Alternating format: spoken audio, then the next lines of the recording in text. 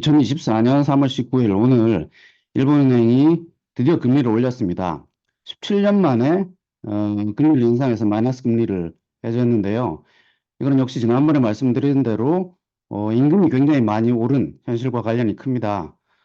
지난주에 사실은 춘투가 끝나고 1차 결과가 발표됐는데 그 집계 결과에 따르면 일본 기업들이 노동자들의 임금을 5% 넘게 올렸습니다. 어, 이런 임금 인상의 기초에서 일본은행도 드디어 금리를 인상하게 된 거죠.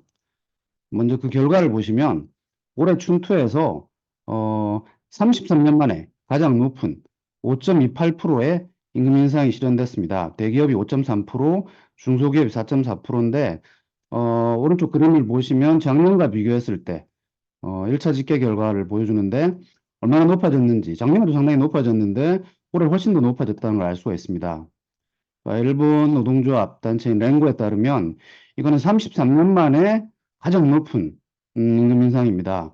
1991년 이때 버블이 터지기 직후인데 그 뒤로 뚝뚝뚝 떨어졌다가 작년에 꽤 높아졌고 올해 드디어 5%를 넘긴 거죠. 사실 임금 상승 문제가 일본의 가장 경제 취약점이었고 이것이 일본 경제 회복을 가로막았다고 얘기를 드렸습니다. 국제적으로 비교했을 때 1991년 이후에 30년 동안 2019년까지 일본 1인당 실질 임금은 겨우 5%밖에 안 늘어났습니다.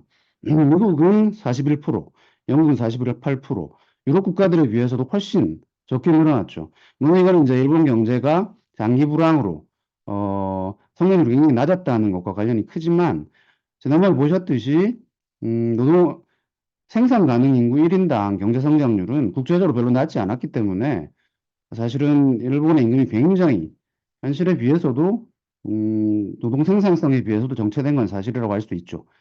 그래서 사실 이렇게 임금이 안 오르니까 민간 소비가 확대가 안 됩니다. 가계 소득이 안 늘어나고 일본 GDP에서 민간 소비가 약 54% 가장 많은 비중을 차지하는데 임금 상승이 안 되니까 그 부분이 안 늘어나서 경제 회복이 안 되는 거죠.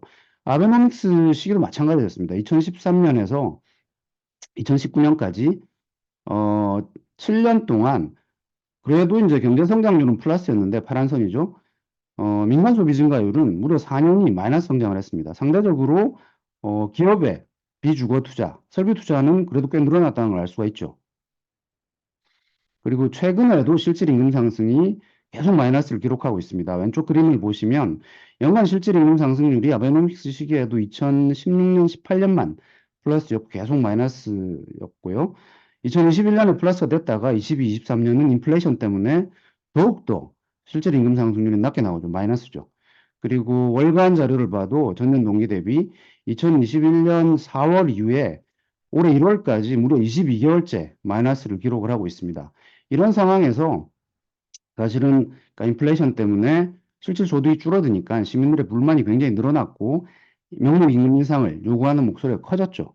그리고 이제 일본 정부도 기시다가 새로운 자본주의를 내세우면서 임금 인상을 가장 중요한 과제로 제시를 했고 게다는 같은 기업 측에서도 임금 인상이 기업의 사회적 책무다라고 얘기하면서 임금 인상을 독려를 했습니다. 그래서 임금 인상에 대한 사회적 합의가 굉장히 퍼져나가서 작년과 올해 특히 임금 인상이 굉장히 높게 나타난 거죠. 이거는 이제 인플레이션율을 보여주는데 2022년 이후로 인플레가 굉장히 높아졌어요. 물론 이거는 이제 엔저와 관련이 큰데 2022년 이후로 미국 연준은 인플레 대응해서 금리를 빠르게 높이는데 일본은행은 그렇진 않았죠. 그러니까 금리 격차가 확대돼서 엔이 계속 약해지는데 우크라이나 전쟁 이후에 에너지나 뭐 식품 가격, 수입 가격이 더욱더 높아졌으니까 엔저 때문에 국내 수입 가격은 더욱더 높아져서 소비자 물가 상승률이 높아집니다. 그러니까 2%가 타겟이었는데 그것보다 훨씬 높아지죠. 그렇지만 일본은행은 이런 상황에서 금리 인상을 하지 않았습니다. 왜냐하면은 이거는 대외적인 충격에 의한 것이고 일시적일 거라고 생각했고 일본은행은 뭘 계획했냐면 국내적으로 임금이 오르고 총수요가 확대돼서 물가 상승이 지속되는 것을 확인된 다음에 그 다음에 금리를 인상하겠다고 얘기를 했었죠. 그 부분이 드디어 이제 올해 중투 결과 임금이 올라가는 걸 확인을 했기 때문에 금리 인상으로 이어졌다고 할 수가 있겠습니다. 그래서 이제 핵심은 일본 경제는 이렇게 대외적으로 먼저 충격에 의해서 물가가 높아지고 임금 인상 요구가 굉장히 높아져서 임금이 오르고 현실에서 그리고 앞으로 이제 총수요가 확대돼서 다시 물가 상승이 정착되는 이런 것들이 이제 선순환이 돼야지 경제가 마침내 회복될 것이라고 이제 기대를 하고 있는 거죠. 오늘 일본의 결정을 보시면 먼저 마이너스 0.1% 마이너스 금리를 하고 있었는데 초과 지준에 대해서 이걸 해제하고 기준금리를 0에서 0.1% 사이로 인상을 했고요. 그 다음에 장기 국채 금리도 통제하는 수익률 곡선 통제, 그리고 이제 주식시장에 간접 투자하는 ETF, 부동산 시장에 간접 투자하는 리츠 매입도 모두 종료를 했습니다.